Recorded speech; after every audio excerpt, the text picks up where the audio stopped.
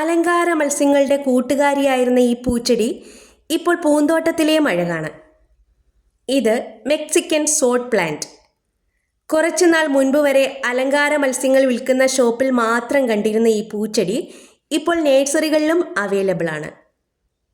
നേരത്തെ അക്വേറിയങ്ങളിൽ മാത്രമാണിത് നട്ടിരുന്നത്. മീനുകൾ കൊളിച്ചിരിക്കാനും പച്ചപ്പിനും തണുപ്പിനും ഒക്കെ വേണ്ടി നട്ടിരുന്ന ചെടി. ഇപ്പോൾ താമരയ്ക്കും ആമ്പലിനുമൊപ്പം ഈ ചെടിയും വളർത്താറുണ്ട്. പെട്ടെന്ന് പിടിച്ചു കിട്ടുന്ന ചെടിയാണിത്. പൂക്കൾക്ക് വലിയ വലിപ്പമില്ല, ചെറിയ പൂക്കളാണെങ്കിലും മനോഹരമായ വെളുത്ത പൂക്കൾ.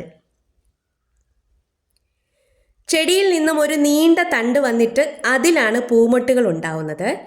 പൂക്കൾക്ക് 3 ഇതളുകളാണുള്ളത്. നടുക്കൊരു മഞ്ഞ നിറവുമുണ്ട്. ഒരു തണ്ടിൽ 3-4 ഭാഗങ്ങളിലായാണ് പൂമൊട്ടുകൾ ഉണ്ടാവുന്നത്. പൂക്കൾ പിടിച്ചതിന് ശേഷം അവിടെല്ലാം വേരുകൾ വന്ന് പുതിയ തൈകളായി മാറും.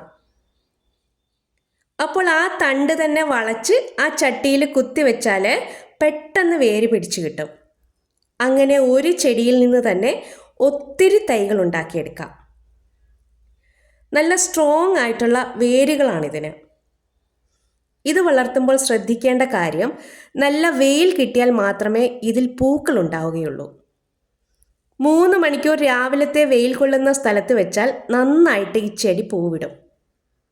നല്ല വെളിച്ചം കിട്ടിയില്ലെങ്കിൽ ഈ ചെടിയുടെ ഇലകൾ മഞ്ഞ നിറമായി മാറും. അപ്പോൾ കാണാൻ ഒരു ഭംഗി ഉണ്ടാവില്ല. മറ്റൊരു കാര്യമെന്നത്, ഈ ചെടിയുടെ ചട്ടിയിൽ മറ്റ് അക്വാട്ടിക് പ്ലാന്റ്സ് നടാതിരിക്കുന്നതാണ് നല്ലത്.